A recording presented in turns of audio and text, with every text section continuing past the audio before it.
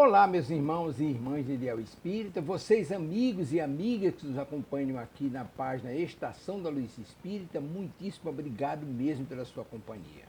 A nossa página Estação da Luz Espírita não tem fins lucrativos, o objetivo é a divulgação da doutrina espírita.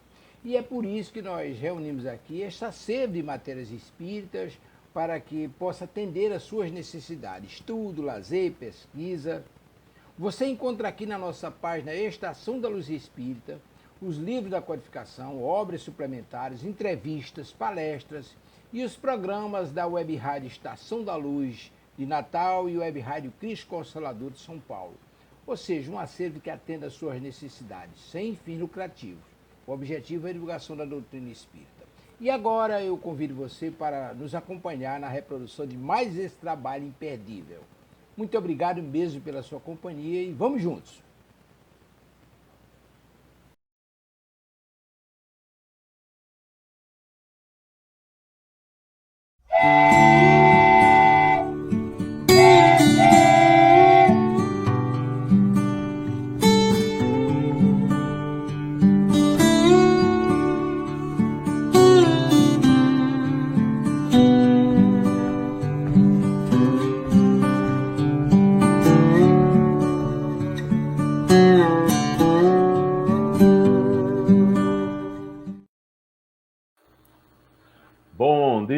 Bom dia a todos e todas que nos ouvem, que nos acompanham pela Web Rádio Estação da Luz.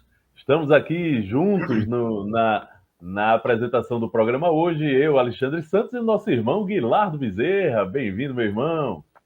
Bom dia, Alexandre. Bom dia, Tavares. Bom dia, ouvintes da Web Rádio Estação da Luz. Mais uma quarta-feira, né, Alexandre? Rapidíssimo, está passando o tempo. Mais um dia de estudo da codificação, mais um dia de lições primorosas para esse dia e para a continuidade da semana. Hoje, infelizmente, nossa irmã Cristina parece que não vai poder estar conosco, presencialmente, mas espiritualmente, com certeza, ela está lá emanando vibrações para que a gente possa ter um programa muito bom, muito proveitoso, muito alegre, né, Alexandre? Cheio de conhecimentos, cheio de ensinamentos e exemplos. É isso, meu irmão. Muito bom dia a todos. Bom dia, Paulo Barreto, que já está conosco. Bom dia, meu irmão. Muito obrigado. Bom dia a todos e todas, né? Bom dia a Paulo, né, que está aí conosco. Eu vou fazer aqui uma leitura preparatória, meu amigo Tavares. Olha a nossa irmã Cristina chegando Alexandre, aí. eu faço a preparatória. Deixa eu fazer? Pode fazer, meu irmão. Você fazer o evangelho. Mas antes, tá bom. Olha Cristina quem apareceu. Tá aí, ó. Olha quem Bom dia. Bom dia. Bom dia, minha irmã. Que bela surpresa, minha irmã. Estou aqui distante, mas estou tentando, né? Estou meio desconectada aqui, não sei como é que eu faço, mas estou... já consegui. Pronto. Tá ótimo. Bom dia a todos. É muito bom estar aqui novamente com vocês, todos juntos. E vamos lá para o trabalho dessa manhã. Exatamente. E só dizer, Alexandre, que aqueles que nos acompanham viu que nós começamos meio opacos, né? Mas agora a luz se fez, a luz chegou, o ambiente está muito mais alegre, né? Então, esse Guilardo. Então, obrigada, mas você é demais, Guilardo. Por isso que faz tanta falta. Bom, então, dando prosseguimento, né, aos trabalhos de hoje, vamos fazer uma leiturazinha preparatória para que a gente vá entrando no clima, né, do estudo, então, para que a gente possa assimilar melhor as mensagens e trazendo hoje uma liçãozinha do livro Fonte Viva, um livro muito bom, daquelas mãos abençoadas, né, originado daquelas mãos abençoadas do grande Chico Xavier, inspirado pelo nosso irmão e grande amigo, né, colaborador, né, que sempre preocupado conosco, Emmanuel, né? Então, a lição é uma lição... Bom dia, Guilherme. Bom dia. Cristina, você vai conseguir botar o PowerPoint, senão eu vou tentar por aqui. Vou tentar aqui. Se eu não conseguir, aí você coloca. Tá ótimo, tá bom. Desculpa, Guilherme. Não, perfeitamente. Você tem prioridade aqui, viu, Tavares? A casa é sua. Nós somos os convidados. Então, sinta-se à vontade para qualquer momento que precisar interferir. Sinta-se à vontade, meu irmão. Muito obrigado. Então, continuando aqui, a lição 6 tem o título Aceita a correção. E, na verdade, toda correção no presente não parece ser de gozo, senão de tristeza, mas depois produz um fruto pacífico de justiça nos exercitados por ela. Paulo, Hebreus, capítulo 12, versículo 11. A terra, sob pressão do arado, rasga-se e dilacera-se. No entanto, a breve tempo de suas leiras retificadas, brotam flores e frutos deliciosos. A árvore, em regime de poda, perde vastas reservas de seiva, desnutrindo-se e afeando-se. Todavia, em semanas rápidas, cobre-se de nova robustez, habilitando-se à beleza e à fartura. A água humilde abandona o aconchego da fonte. Sofre os impositivos do movimento. Alcança o grande rio e depois partilha a grandeza do mar. Qual ocorre nas esferas simples da natureza, acontece no reino complexo da alma. A corrigenda é sempre rude, desagradável, amargurosa, mas naqueles que lhe aceitam a luz, resulta sempre em frutos abençoados de experiência, conhecimento, compreensão e justiça.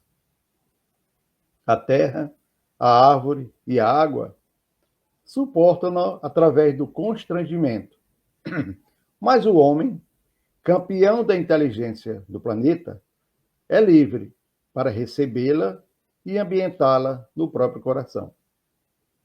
O problema da felicidade pessoal, por isso mesmo, nunca será resolvido pela fuga ao processo reparador. Exterioriza-se a correção celeste em todos os ângulos na Terra.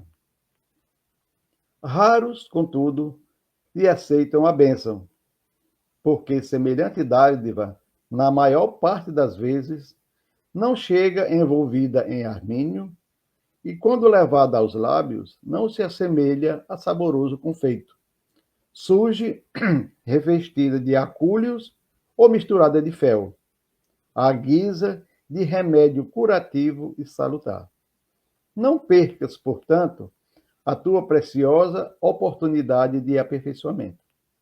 A dor e o obstáculo, o trabalho e a luta são recursos de sublimação que nos compete aproveitar.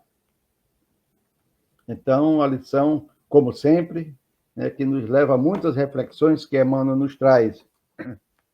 A gente que tem o conhecimento da doutrina espírita, a gente sabe que a Terra é um hospital, é uma escola, é um local de aprendizado, é um local onde a gente aprende também a corrigir os erros, e no hospital onde a gente cura aquilo que nos está fazendo mal, nos está atrasando o progresso. Essa é uma verdade, é uma das verdades que a doutrina espírita nos traz. E para quem tem a felicidade de ter acesso a essa doutrina, essas lições são de suma importância. Porque para quem não tem acesso a esse conhecimento, a esses ensinamentos, e não concorda com eles, por um motivo de atraso espiritual, de evolução, ou o que quer que seja, mas não aceita, o mundo torna-se muito desigual, né? É cheio de injustiças, a gente não compreende. Aí, algumas denominações religiosas, elas falam que isso tudo é para o nosso bem e que para alcançar o reino dos céus. Mas, se você não tiver o conhecimento da doutrina espírita, se você não compreender o mecanismo da educação e da correção e da reencarnação, os benefícios dela, você poderá achar, se revoltar com a correção. Por quê? Porque para uns a vida é tão fácil, tão doce, não tem dificuldade nenhuma, tem recursos, tem beleza, tem saúde, e outros não tem nada, não tem onde morar, não tem comida, não tem roupa para vestir, não tem um medicamento. Então, como é que essa pessoa poderá aceitar a bondade divina e como é que ela poderá aceitar que esse processo que ela está passando é uma espécie de remédio, é uma espécie de correção? Graças a Deus que a doutrina espírita nos dá muita tranquilidade para enfrentar esses momentos, essas dificuldades, né? E apesar de ele ter no título já ser assim soado como um modo imperativo, aceita a correção, não é assim. Ele está fazendo um pedido, aceita, meu irmão, a correção, compreende os benefícios, tanto é que mais abaixo ele vai explicar como ele está fazendo um pedido, rogando a nós que a gente aproveite os benefícios da correção. E como sempre, ele utiliza exemplos da natureza. Por que será que tanto Jesus como Emmanuel sempre utilizam recursos da natureza, né? Exemplos da natureza? É exatamente porque é o mesmo processo, é a mesma lei. A lei que rege a natureza é a mesma lei do mundo dos espíritos. Aí ele nos fala da árvore, né? Se você observar uma árvore bonita, com aquela copa grande, né? Aquela sombra imensa, frutos, né? Grandes, assim, bem apetitosos, suculentos, é porque ela foi tratada, ela foi trabalhada, ela foi podada, ela sofreu durante o seu processo de crescimento das devidas correções que se faziam necessárias. Se você observar uma planta que não foi feita esse trabalho, ela é feia, é um galho para um lado, um galho maior que o outro, tudo, né? Ela não é igualzinha, né? Quando você observa o rio, a água, quantos obstáculos são colocados para a água, né? Mas ela se detém? Não. Ela sempre procura um caminho alternativo para seguir a sua marcha, para chegar ao grande mar, para poder desfrutar do grande mar, né? E não menos interessante, né? Ele fala aqui também,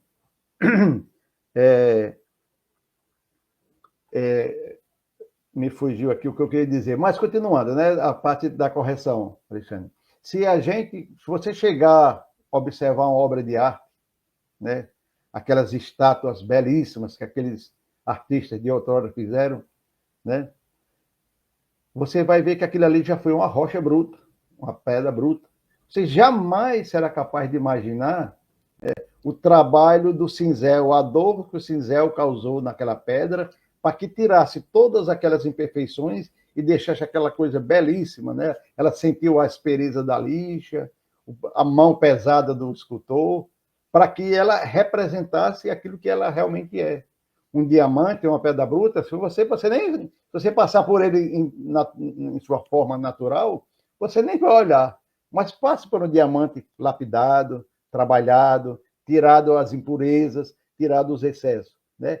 É uma pedra valiosíssima, né? Diamante.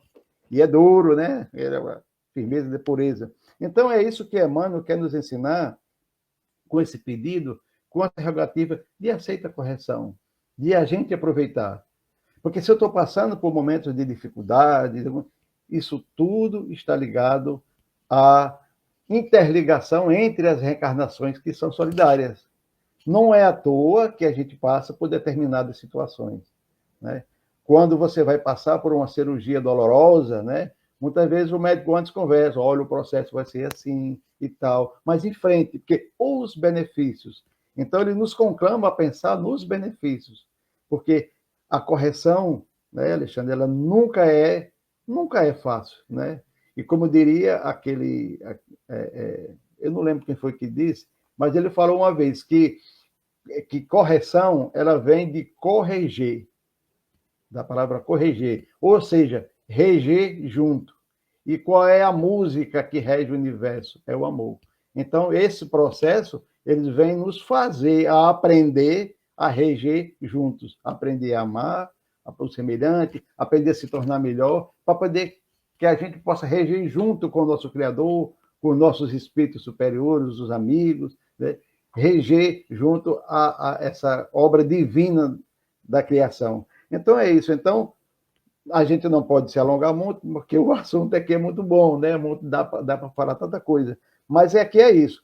Existe muito sofrimento, mas se a gente encarar ele, como Emmanuel pede aqui, como um processo de cura amargo, né? Com gosto de fel, mas no fim, lá atrás, depois que passar o gosto do fel, vem o gosto do mel, e a gente vai poder usufruir de tudo aquilo que o nosso Criador quis nos ensinar e quis que a gente aprendesse. Só para encerrar, eu lembro sempre de uma frase do Padre Léo, quando ele adquiriu câncer. Em sua última pregação, ele disse que quando ele foi diagnosticado com câncer, ele não desanimou, ele seguiu firme e disse: eu vou aprender tudo que Deus quer me ensinar com essa doença. Eu vou ser firme e vou pedir a ajuda dos bons espíritos, mas eu vou enfrentar e vou aprender tudo que ela quer nos ensinar. Então, pensemos sempre nisso. O que será que Deus, nosso Pai, está querendo nos ensinar com a corrigenda que Ele está nos impondo? É isso, meu irmão. Muito bem, meu amigo. E aí vamos já agradecer a presença dos nossos irmãos que estão aí, ó. Paulo, Maria do Socorro, Francisco, Paulo, Iria de Fátima Bezerra Pinho. E Iria está fazendo um comentário aqui para a gente. Olha, assim como a pedra pode ser lapidada, muito mais poderá sê-lo o espírito embrutecido. Perfeitamente. O espírito embrutecido um dia vai ser tão perfeito quanto um Jesus, né? O tempo é que vai fazer isso, e a vontade de cada um, né?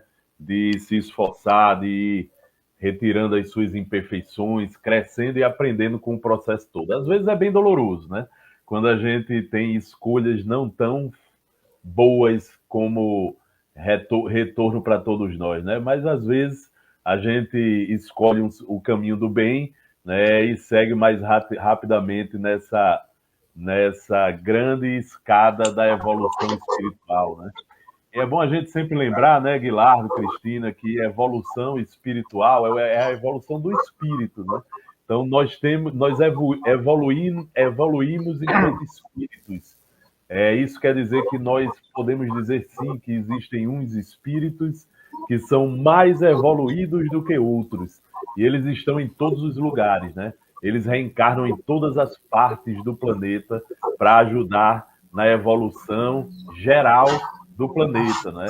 Então, mesmo naquelas agremiações humanas, onde estão pessoas ainda vivendo o início da sua jornada, né, vai ter um irmão mais evoluído espiritualmente do que eles para estar ali ajudando a carregar uns aos outros, ajudando a lapidar aqueles que precisam ser lapidados, né? Cristina, minha irmã, você faz aí a nossa prece? Ou vai fazer o evangelho? Sim, faço a prece. Tá bom. Então, vamos fazer a prece de Maria Dolores, uma prece, né, de Maria Dolores por Chico Xavier, Deus de eterna bondade. Então, que possamos elevar o nosso pensamento a Deus, Pai de infinita bondade, silenciar a nossa mente e o nosso coração para podermos pensar e falar. Deus de eterna bondade, em prece de louvor, entrego-te minha alma. Sê bendito, meu Pai, por todos os recursos, ferramentas, processos e medidas dos quais te utilizaste, a fim de que eu perceba que tudo devo a ti. Agradeço-te, pois, o tesouro da vida, a presença do amor, a constância do tempo, o sustento da fé, o calor da esperança que me acena ao porvir, o santo privilégio de servir, o pensamento reto que me faz discernir o que é mal e o que é bem, na clara obrigação de nunca desprezar ou de ferir alguém. Agradeço-te ainda a visão das estrelas a esmaltarem de glória o lar celeste, as flores do caminho, os braços que me amparam e os gestos de carinho dos corações queridos que me deste. Por tudo te agradeço, e quando te aprouver despojar-me dos bens com que me exaltas, ensina-me, Senhor, a devolver tudo o que me emprestaste. Mas por piedade, ó Pai, por apoio e dever, deixa-me o dom de aceitar o dom de aceitar e a bênção de compreender. Que assim seja. Que assim seja, minha irmã. Que prece maravilhosa, né? Que nós estávamos aí acompanhando nesse momento. Vamos então fazer uma reflexão do Evangelho de hoje, né? Eu estou retirando o Evangelho do capítulo 17 do Evangelho segundo o Espiritismo, Sede Perfeito. Estou aqui com uma tradução do queridíssimo Herculano Pires, e nós temos aqui o item 4, os bons espíritas, que eu vou pedir a licença de recortar a leitura, ler uma parte e depois a parte final, que é o suficiente para que a gente possa fazer nossa análise aqui do que Kardec quis trazer para a gente com essa reflexão, tá bom? Então ele começa dizendo, os bons espíritas, o espiritismo bem compreendido, mas sobretudo bem sentido, conduz forçosamente aos resultados acima que caracterizam o verdadeiro espírita como o verdadeiro cristão, pois um e outro são a mesma coisa. O espiritismo não cria uma nova moral, mas facilita aos homens a compreensão e a prática da moral do Cristo, ao dar uma fé sólida e esclarecida aos que duvidam ou vacilam. Muitos, porém, dos que creem na realidade das manifestações, não compreendem as suas consequências, nem o seu alcance moral. Ou, se os compreendem, não os aplicam a si mesmos. Por que acontece isso? Será por uma falta de precisão da doutrina? Não, porque ela não contém alegorias, nem figuras que possam dar lugar a falsas interpretações. A clareza é a sua própria essência, e é isso que lhe dá força para que atinja diretamente a inteligência. Nada tem de misteriosa, e seus iniciados não possuem nenhum segredo que seja oculto ao povo. Seria necessário, então, para compreendê-la, uma inteligência fora do comum? Não, pois vêem-se homens de notória capacidade que não a compreendem.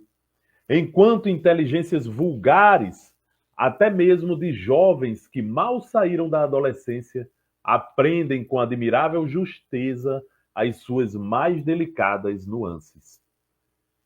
Isso acontece porque a parte de qualquer maneira material da ciência não requer mais do que os olhos para ser observada, enquanto a parte essencial exige um certo grau de sensibilidade, que podemos chamar de maturidade do senso moral.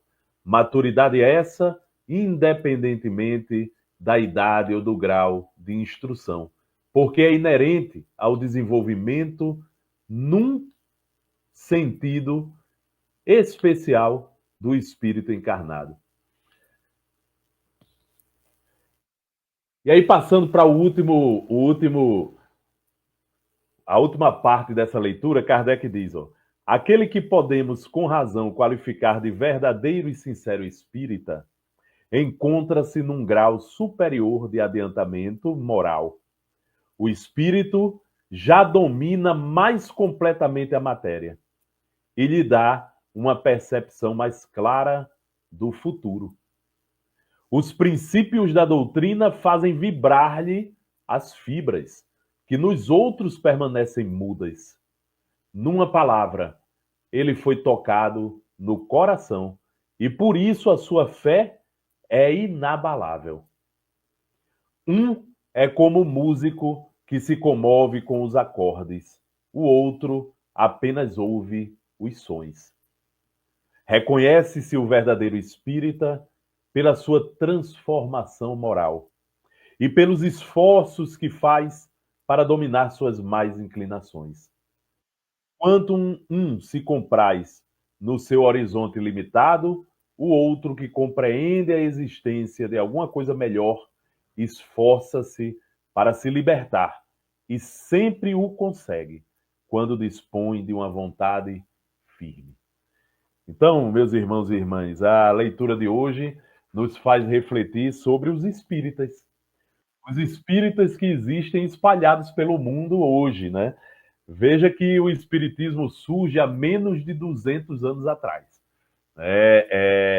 Surge na Europa, surge principalmente na França, né?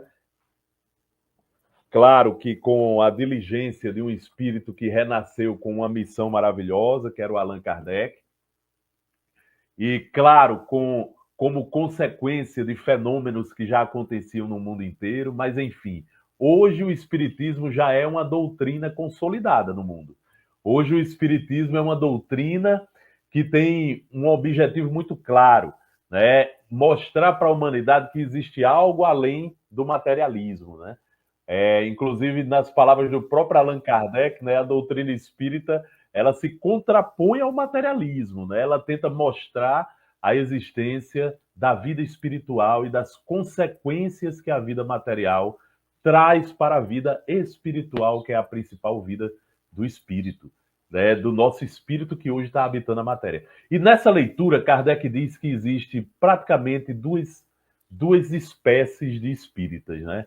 Aqueles que já passam a compreender a doutrina, mas não internalizaram a doutrina dentro de si, e aqueles que não só compreendem, passam a compreender a doutrina, mas a doutrina eles permitem que ela modifique-os por dentro, né? De dentro para fora. Então, tem aqueles que compreendem bem pela inteligência a doutrina espírita, que pelos fenômenos espíritas conseguem compreender que existe algo além da matéria, como conseguem ir além da materialidade das coisas, conseguem compreender que existe um mundo espiritual. Entendem o recado dado pela doutrina espírita, mas ainda não teve as fibras do espírito abaladas pela doutrina espírita a ponto de querer e ter vontade firme para renovar-se de dentro para fora. Porque a mensagem espírita é uma mensagem de renovação. É bom que a gente tenha isso bem claro na nossa mente. A mensagem espírita como sendo uma doutrina que quer dar sentido aos ensinamentos de Cristo, né? E Cristo sempre nos apontava na sua boa nova, ou seja, naquelas informações que ele trouxe para a humanidade. Ele apontava para a gente a necessidade que nós temos de nos modificar por dentro, de mudar, né? De ser pessoas melhores, de passar a fazer o bem no mundo, esquecendo de todo o mal que a gente já fez. Mas a partir daqui em diante, se modificar de tal forma que a gente não sinta vontade nem prazer em fazer o mal a ninguém, mas só o bem. Então, é esse o verdadeiro espírita, que Allan Kardec diz aí. É aquele que, mesmo reconhecendo as suas imperfeições, trabalha para modificá-las. Trabalha sinceramente para modificá-las, mesmo sabendo que é difícil esse processo de mudança, esse processo de purificação do espírito, mas que a vontade sempre vai estar firme, junto com as orientações que sempre aprende com a doutrina espírita. Então, quem é o verdadeiro espírita? O verdadeiro espírita, aquele que realmente deixa a doutrina modificar sua vida, é aquele que tem sinceridade e compromisso com Jesus, com tudo aquilo que Jesus veio nos ensinar.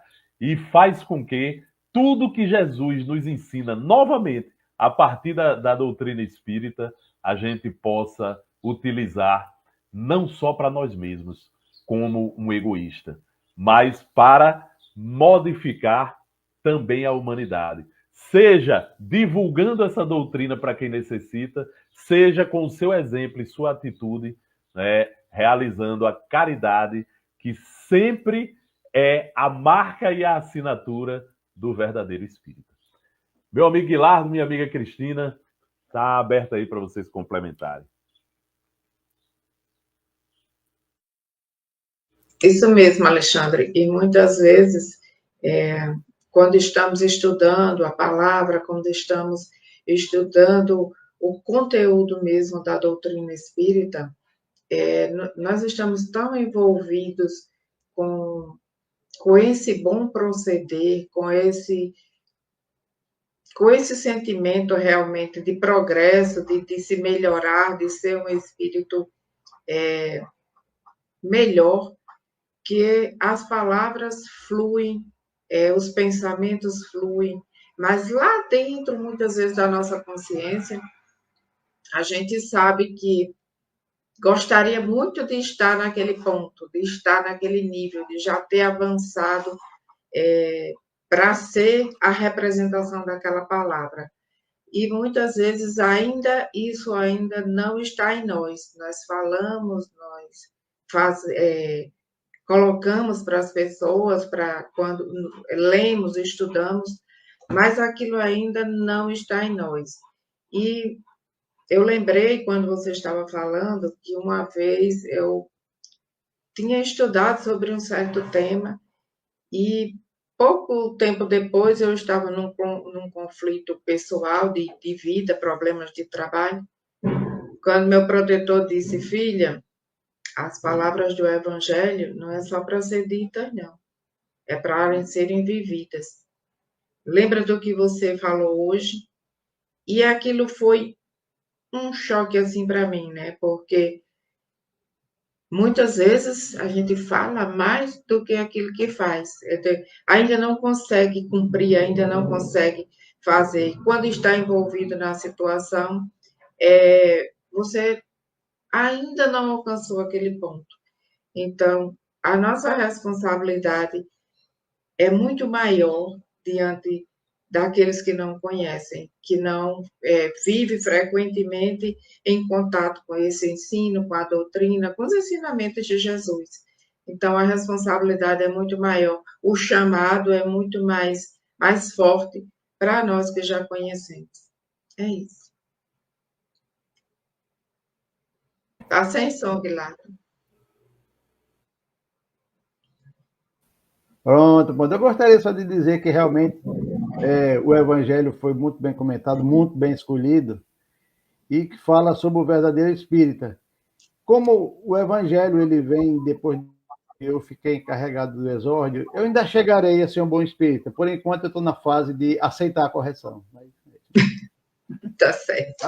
Também, Guilherme. Então, podemos seguir, né, com o nosso tema. Muito bem, podemos. É só Tavares colocar aí o slide. Nosso amiguinho Tavares. Certo. Estamos estudando, né, o livro Nos Domínios da Mediunidade. Continuamos, estamos no capítulo 24, que é Luta Expiatória. E só para fazer um breve comentário para que as pessoas possam lembrar do estudo que a gente está fazendo, esse rapaz que aqui se encontra, né, um rapaz jovem ainda, ele está na casa dos 30 anos, mas tem uma fisionomia muito mais envelhecida, porque é vítima ou está passando por essa luta expiatória, né, com relação a espíritos que vêm perturbando a sua paz, o seu viver, desde muito cedo, desde muito jovem, né, na fase dos 7 anos de idade, ele já começou a ter essas influências, e muitas vezes, como diz aqui o tema para nós, ele se contorce todo, fica todo contorcido, e que se não estiver sentado ou em algum amparado por alguém, ele cai, ele vai ao chão, porque tamanho o domínio que os espíritos têm sobre esse rapaz durante muitos anos. E mais adiante, né, a gente vai ver mais ou menos aqui o que é que vai acontecer de fato com ele. E como eu estou assim usando 2 telas aqui, está difícil para mim, eu gostaria que vocês pudessem ler para a gente seguir. Pronto, vamos lá. Como interpretar o caso de nosso amigo? Indagou Hilário, curioso. não lhe vimos o desdobramento e, ao que nos foi concedido verificar, não assimilou emissões fluídicas de qualquer habitante de nossa esfera. Enquadrar-se-lhe-á o transe em algum processo mediúnico que desconhecemos? O enigma do nosso irmão, elucidou o assistente, é de natureza mental, considerando-se-lhe a origem pura e simples, mas está radicado a sensibilidade psíquica, tanto quanto as ocorrências de ordem mediúnica. Ainda assim, aleguei, poderemos considerá-lo médium? De imediato, não. Presentemente, é um enfermo que reclama cuidado assistencial.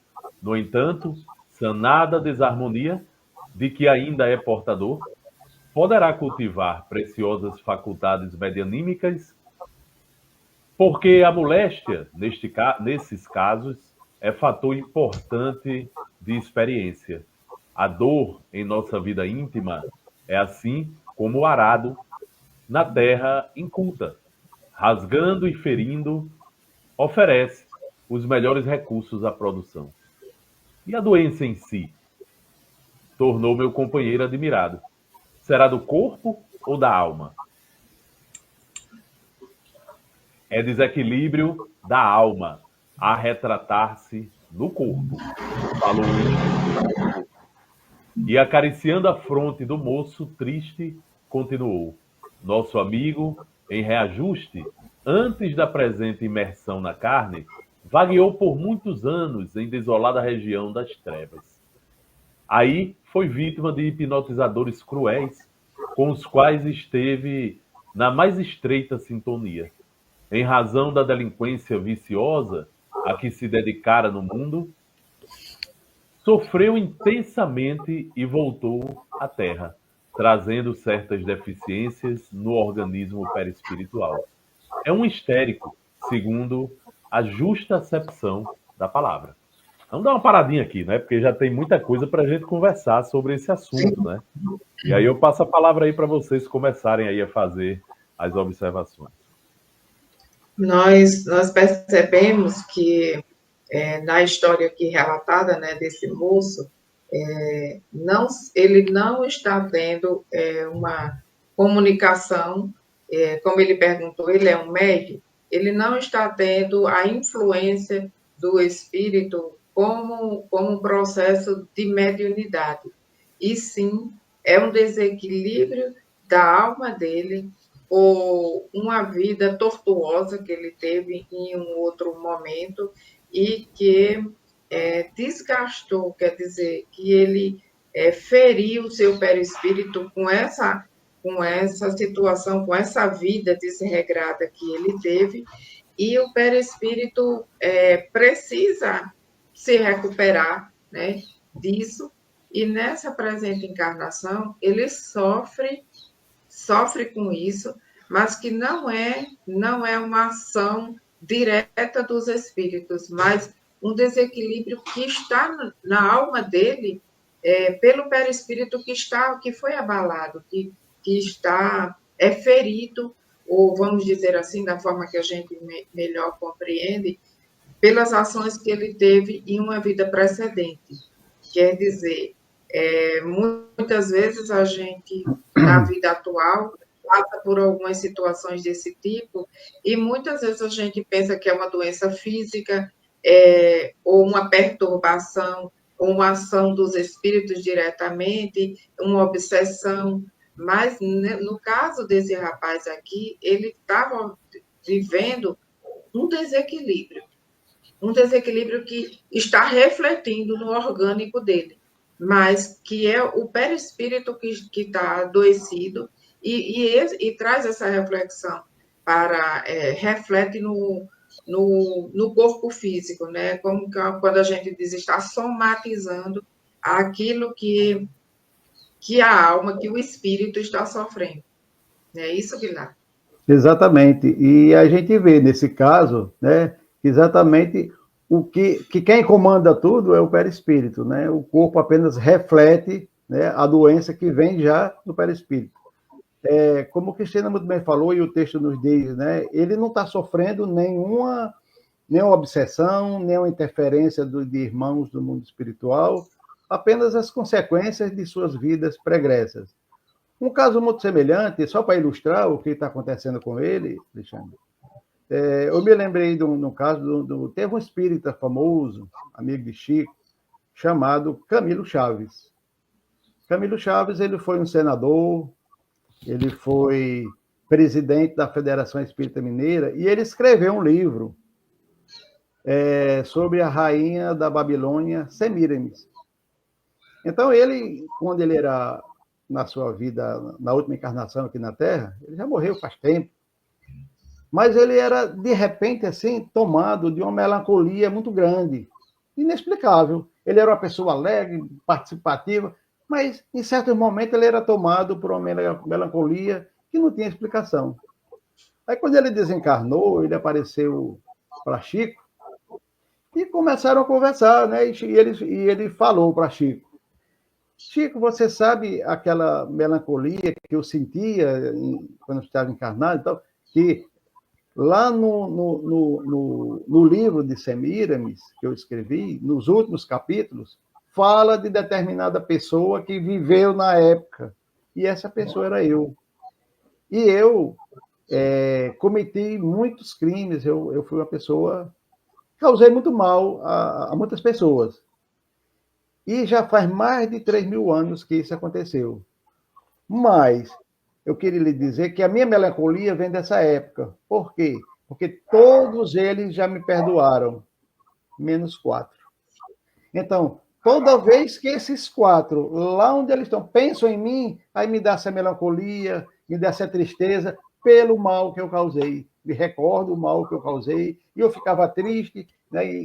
Então, é mais ou menos o que acontece com ele aqui. São os reflexos do mundo espiritual que faziam, né, do perispírito dele, ainda marcado pelas suas vidas passadas, né, que fazia ele sentir tudo isso que ele estava sentindo, esse sofrimento, esse tipo de tratamento todo que ele passou, que não tinha jeito, porque o problema não era material, era o problema só espiritual.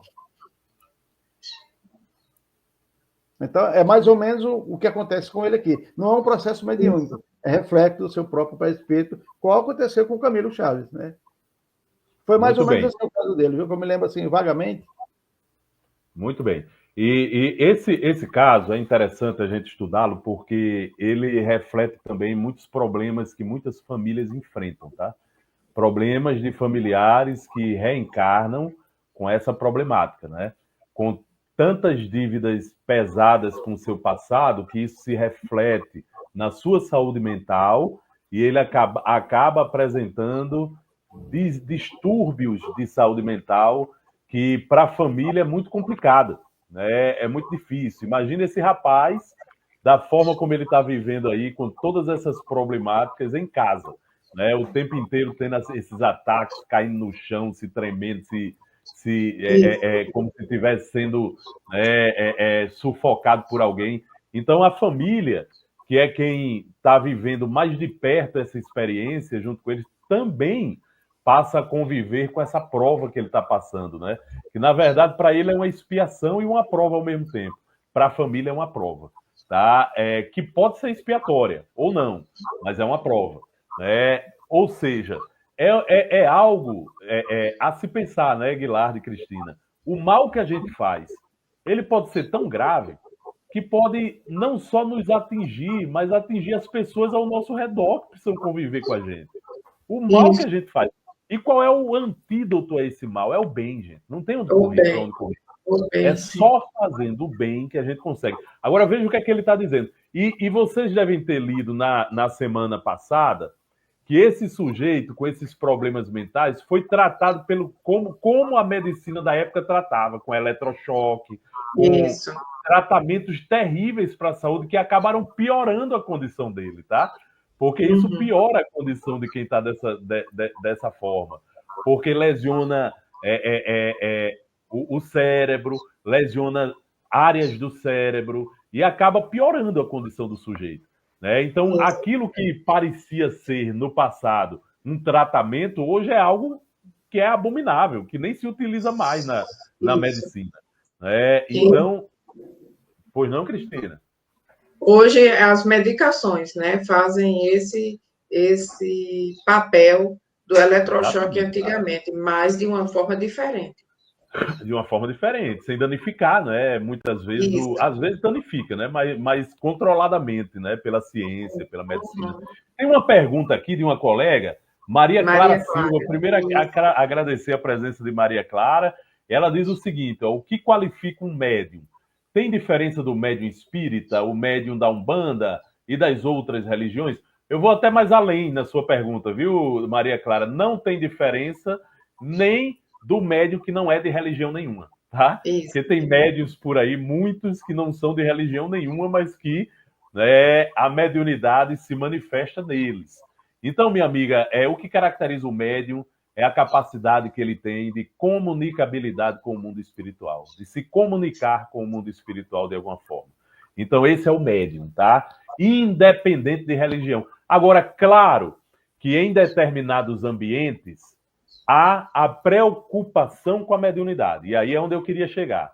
No ambiente espírita, pelo menos era para haver, ou há de haver, uma preocupação com a boa prática da mediunidade.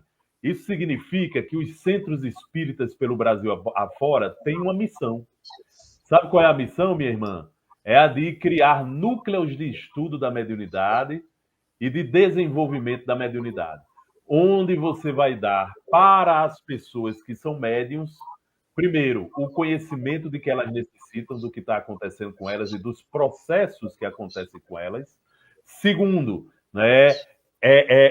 trazer para perto dela os ensinamentos do nosso Senhor Jesus Cristo, porque Jesus é o nosso guia da mediunidade.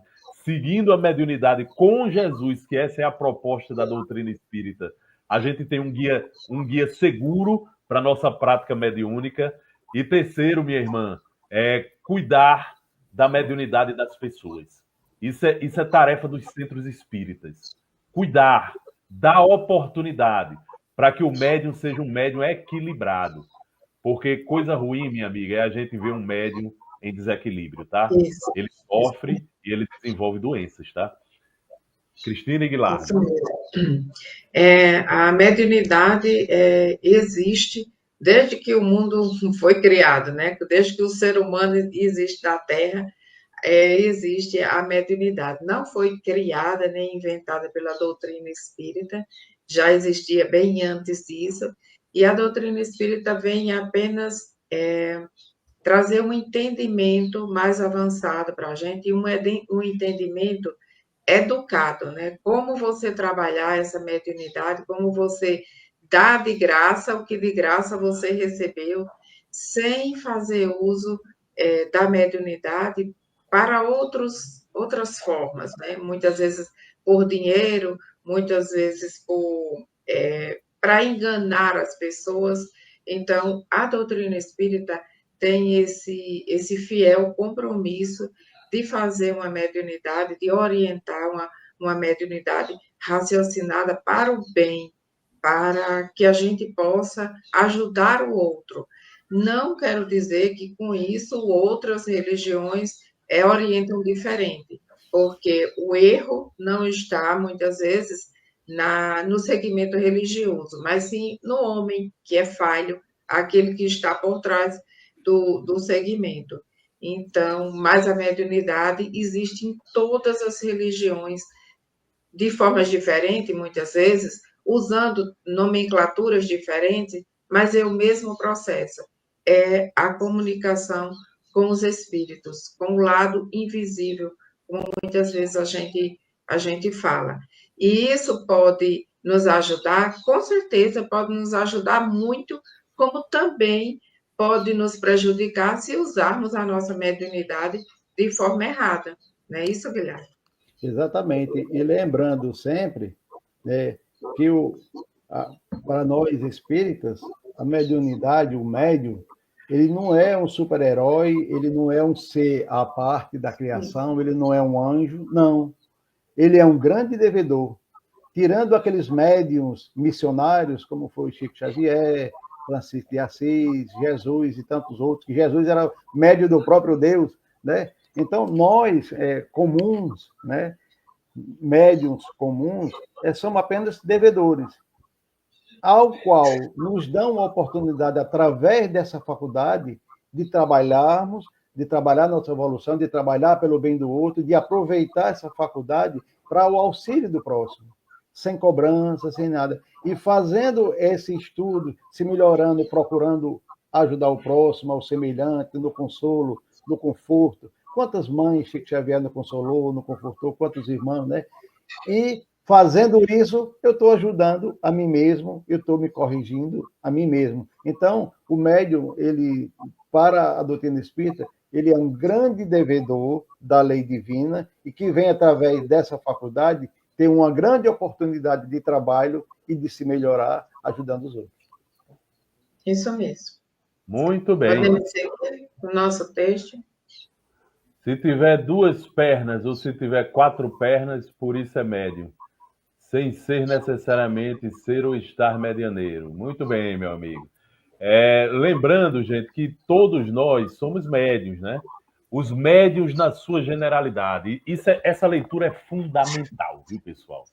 Quem puder, coloca lá na internet, no Google mesmo, coloca lá, né?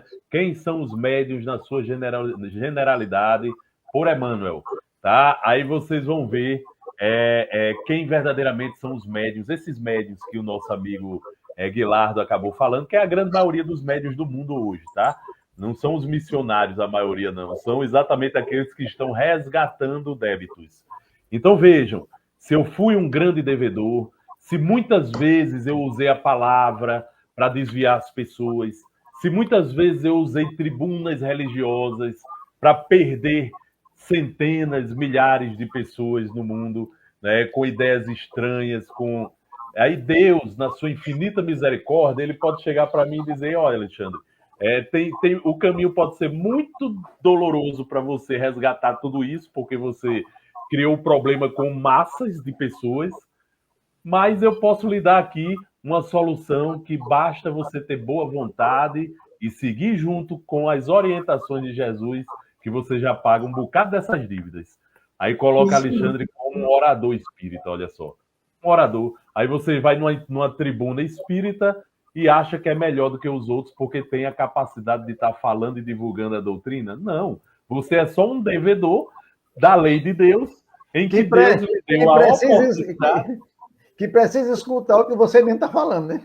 Exatamente. Perfeitamente. Aí é que está. O verdadeiro médium, né, espírita, é aquele que entende que todas as comunicações não é só para os outros, não, é para ele também. É para ele também. Mesmo as comunicações dos espíritos sofredores, tá? Porque ela nos ensina como é a consequência, muitas vezes, dos nossos erros, tá? E quem não tem capacidade de compreender isso é porque está faltando uma coisa importantíssima para os médiuns: humildade.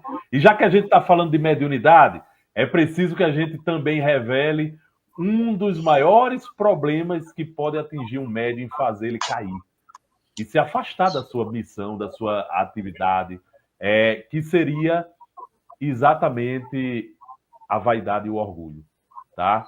Muito cuidado, pessoal, não elogiem os colegas médios. Não elogiem, evite essa atitude. Evitar, sabe por quê? Porque o médium, muitas vezes, se ele sofre nesse departamento do orgulho e da vaidade, só precisa dessa rachadurazinha na moral dele para que tudo desmorone. Então, a gente não pode incentivar isso. Por isso que é importante a gente reconhecer o trabalho dos médiuns, mas, ao mesmo tempo, né, evitar o elogio e ajudar todos os nossos irmãos através do estudo. Meu amigo Tavares. Bom dia, meu amigo. Inclusive, José Kardec, que é aquela testinha de nordestino, não tem quem me tire da cabeça, mas tudo bem, chama de Allan Kardec. No livro dos médiuns, ele é textual, ele diz: me arrependo amargamente, às vezes que, no intuito de ajudar o médium, elogiei, né? E a partir daquele momento ele viu que o cara perdeu o rumo de casa, basicamente. Então, Não que ele não deva elogiar, não é elogiar, incentivar, continue nesse labor, mas quando muitas vezes vem um elogio, a gente termina pensando que a gente é ouro e é só cascalho. Exato, exato.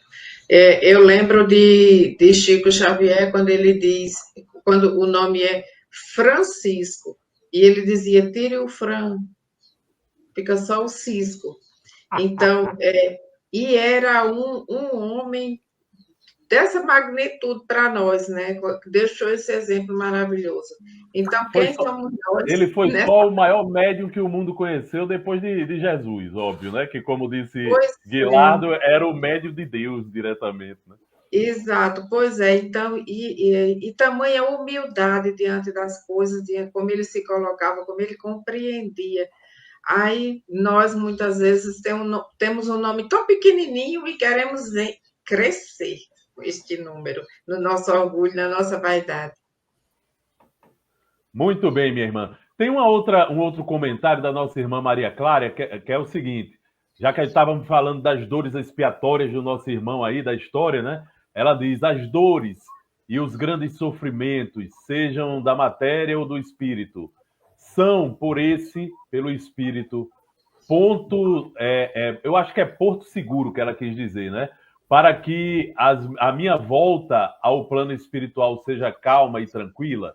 Depende, minha irmã, depende. Vamos analisar isso com racionalidade, no seguinte sentido. Primeiro, a dor e o sofrimento são instrumentos utilizados pela lei de Deus como uma forma de educar as almas que estão em evolução como nós.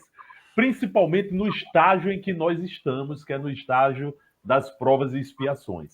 Esse estágio da alma em que passamos por provas e expiações necessárias é o de maior aprendizado.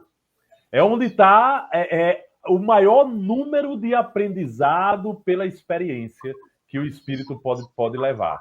Tá? É o aprendizado pela experiência, resgatando dívidas do passado, como a gente está vendo no caso do rapaz aí. É o aprendizado pela experiência, ensinando através das provas. Então, quem está passando por uma prova é porque já aprendeu bastante determinada coisa e precisa passar por aquilo para ser testado, né? Quem está passando por uma expiação é porque andou chafurdando muito no passado, deixando um monte de algemas ligadas a outras pessoas e precisa abrir essas algemas. Precisa reparar o mal que andou distribuindo. Então, veja bem, tudo depende da forma como a gente vai vivenciar essa experiência. Porque se o espírito vivencia essa experiência, minha irmã, com revolta, não querendo vivenciar, né, e culpando a Deus, culpando ao universo e a todo mundo que está ao seu redor, transformando a vida no inferno porque está vivendo sofrimento. Ah, porque eu e outros não, porque tem gente mais ruim do que eu que não vive isso e tal. Se você perde sua encarnação inteira com esses pensamentos, essas experiências não valeram muita coisa para você. E você vai ter que recapitulá-las. Tá? Agora, quando você vivencia a experiência da dor e do sofrimento intenso, da forma como tem que vivenciar, tirando daí experiência, tirando daí paciência, tirando daí tranquilidade, tirando daí sabedoria de que está vivenciando algo que é necessário para o seu aprendizado, obviamente lutando para sair dessa condição da maneira melhor possível, fazendo bem. Aí, minha irmã, pode ter certeza que está servindo, sim, como uma grande libertação para o seu espírito. Guilardo e Cristina. E tem um comentário também de Francisco Paulo que coloca aqui para nós: mediunidade é dívida, quanto mais dívida. Quer dizer que a gente teve na outra encarnação muitos erros e débitos.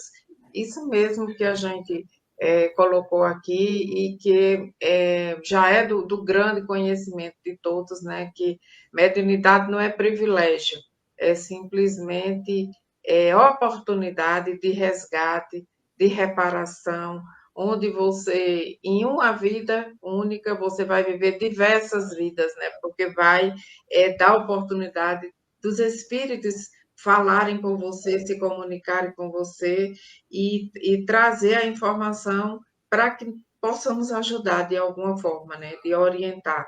Quantos de nós desencarnam sem nem ter ciência de que a alma sobrevive à morte do corpo, né? Então, deve ser não, a gente convive com essa realidade todos os dias. Espíritos desencarnados há 90 anos e ainda acredita que está vivendo no corpo físico. Então, mediunidade realmente é uma oportunidade muito grande de resgate. E ainda só complementando aqui o comentário da nossa irmã Maria Clara, sobre se eu aceitar aquela dor, aquele sofrimento, eu poderei voltar calmo e tranquilo para o mundo espiritual. É relativo, minha irmã, porque é o seguinte: primeiro, a gente precisa saber quais são as nossas doenças. Porque eu posso estar doente do fígado, posso estar doente do rins, eu posso estar doente do pulmão. Então, se eu estou passando problemas por causa de uma doença do pulmão, eu tenho que tomar determinados medicamentos. Se eu aceito aquele medicamento e sigo aquele tratamento, quanto a esse problema aí, com toda certeza eu vou voltar calmo e tranquilo. Mas eu vou precisar ainda de outros tratamentos, né? Até poder chegar à perfeição, né? A gente tem uma longa caminhada de erros, de dívidas, que vão precisar de muitos e diversos tratamentos. E eles vão ser dados, né? Quer a gente queira, quer não, porque nosso Pai, nosso Criador, ele nos quer evoluindo e a evolução é uma lei. Então, é assim, né? Se você tem que passar por uma grande cirurgia e você passa e está bem, eu, por exemplo, já passei por uma cirurgia cardíaca. Quanto a essa cirurgia, eu estou tranquilo, né? Eu passei e fiz bem. Mas e os outros problemas? E os meus, né? O cérebro, né? E quantas outras coisas? Então, é isso aí. Os ensinamentos, eles são paulatinos. Se a gente souber aproveitar aquele, com toda certeza, a gente vai estar encurtando, né? Pegando um atalho aí na evolução e vai ser bem mais rápido o processo, né? Isso mesmo. Porque às vezes a gente tem várias frentes de problemas, né? Pessoal, nós estamos chegando ao fim do nosso programa. Hoje foi bem interessante, bem participativo. É isso que a gente gosta, quando o programa é assim, participativo, que vocês participam, colocam as ideias de vocês, comentam, fazem perguntas, porque fica mais dinâmico, tá? Na próxima semana a gente volta a estudar exatamente do capítulo 24, onde paramos. Lembrando que nós estamos estudando a obra Nos Domínios da Mediunidade, tá? Quem puder adquirir esse livro é fundamental, é um livro muito bom. E vamos pedir à nossa irmã Cristina, se ela puder, para fazer a prece final. Sim. Então, que possamos elevar o nosso pensamento a Deus, Pai de infinita bondade, a Jesus, nosso mestre amado e amigo de todas as horas, a nossa Mãe Maria de Nazaré, aos nossos anjos guardiões, aos nossos guias e protetores, e que possamos agradecer infinitamente pelo dia de hoje e por todos os dias que ainda vamos estar aqui nessa caminhada. Agradecer a Deus pela saúde, pela mente sã, que nos permite discernir o que é bom e o que é ruim. Agradecer a Deus pela família, pelo trabalho, pelos amigos que nos acolhem. Agradecer infinitamente por tudo e rogar a Deus que ilumine sempre nossa mente e o nosso coração, para que possamos trilhar o caminho do bem, para que possamos saber fazer as escolhas acertadas e que possamos compreender e aceitar aquilo que não podemos mudar. Pedir também por todos aqueles que ainda não conhecem a palavra, por aqueles que ainda não despertaram a fé em seus corações, que a infinita misericórdia de Deus possa chegar a cada um deles como uma lâmpada, acendendo essa fé e essa esperança. Pedimos também por todos aqueles que se encontram com suas doenças graves ou incuráveis, e por todos aqueles que se encontram apenados por culpa ou por injustiça, que a infinita misericórdia de Deus também possa habitar em cada um deles, dando-lhe força, esperança, coragem para vencerem suas provas. Mas que, acima de tudo, Senhor, seja feito sempre segundo a vossa vontade. Que assim seja, e até a próxima oportunidade, meus irmãos. Que assim seja. Valeu, pessoal. Até a próxima. Já, quarta-feira. Quarta-feira. Estamos aqui, esperamos todos vocês. Chegamos ao final da nossa atividade. Muitíssimo obrigado mesmo pela sua companhia e espero você no próximo evento.